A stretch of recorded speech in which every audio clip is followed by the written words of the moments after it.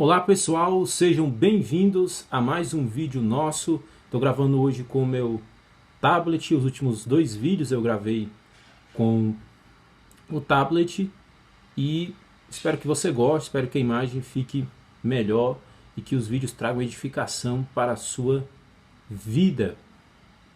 Hoje eu quero fazer uma análise com você da segunda carta de Paulo a Timóteo, capítulo 3, versículos 10 e 11.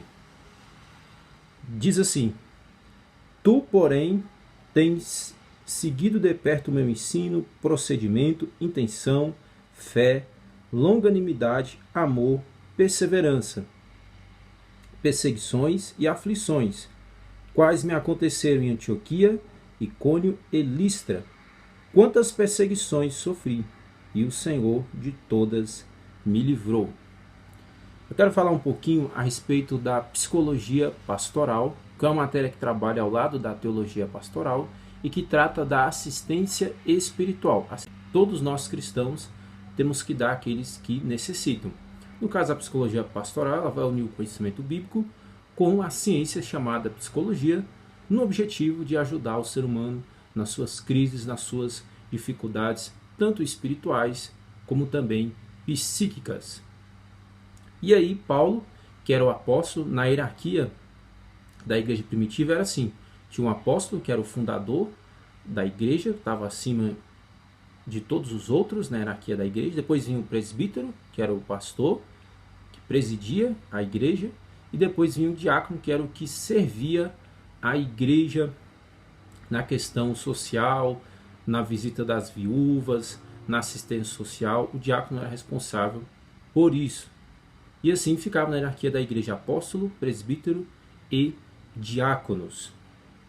E o apóstolo Paulo está escrevendo a Timóteo, que era um pastor, um presbítero formado por Paulo, aluno dele, que estava sob a liderança do apóstolo Paulo.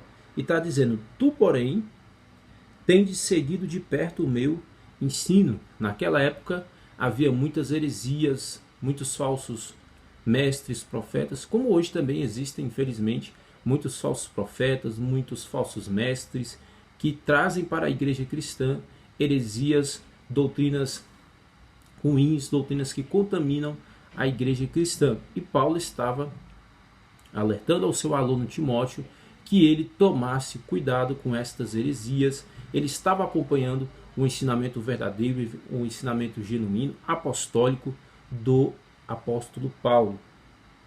Procedimento, aqui tem a ver com conduta ética.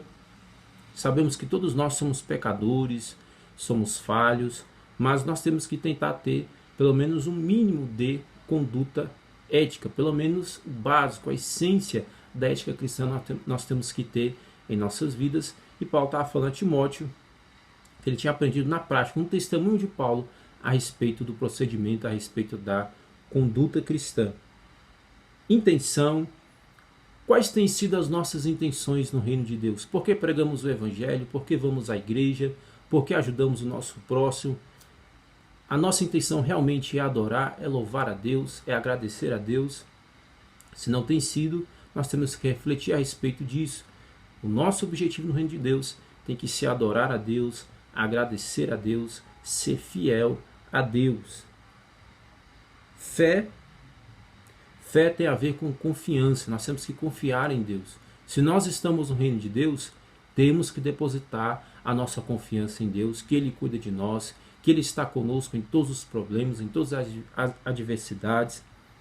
Timóteo acompanhava a fé de Paulo e aprendia na prática como a pessoa, o cristão, tem que ter essa confiança em Deus, essa crença no Deus verdadeiro. Longanimidade. Essa parte aqui tem a ver com paciência, mesmo em meio a afrontas, a dificuldades, a crises. Mesmo quando a gente está passando por situações difíceis, nós temos que manter uma certa paciência, uma certa fé em Deus, não nos desesperarmos. Nós temos que nos manter calmos e usarmos a razão para encontrarmos soluções para os nossos problemas. amor. O cristão ele tem que ter amor pelo próximo. Do que adianta nós sermos cristãos se a gente não se compadece, não tem empatia com o sofrimento alheio? O cristão não pode faltar na sua vida o amor ao semelhante, o amor ao próximo. Perseverança. O povo de Deus vence pela perseverança, é em permanecer lutando, é em permanecer trabalhando em prol dos objetivos do reino, em prol da vontade de Deus, seja no âmbito secular, profissional, seja no âmbito eclesiástico, ministerial, não importa. O cristão ele tem que perseverar nos seus objetivos, é perseverando que ele alcança sucesso no reino de Deus. Perseguições e aflições. Infelizmente, nós que somos cristãos, nós iremos passar por perseguições, por dificuldades, aflições, críticas, afrontas, mas nós temos que saber lidar com tudo isso para que essas perseguições, estas aflições não nos parem, não nos tirem do nosso objetivo maior, que é engrandecer, que é agradar o nosso Deus. Quais me aconteceram em Antioquia, Icônio e Listra. Aqui são 3 cidades pelas quais o apóstolo Paulo passou. Nós sabemos que Paulo ele fez várias viagens.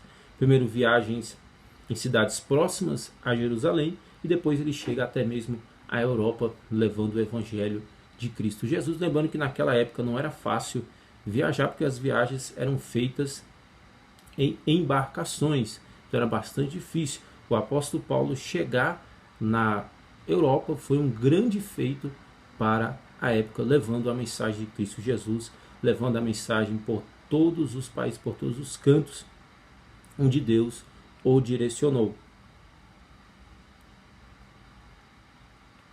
Quantas perseguições sofri, e o Senhor de todas me livrou. Porque Deus deu livramento ao apóstolo Paulo, e isso é verdade. Tem uma vez que ele foi apedrejado, deram ele como morto, mas Deus o livrou da morte. Outra vez perseguiram ele em Jerusalém, e ele escapou através de um cesto por cima do muro de Jerusalém.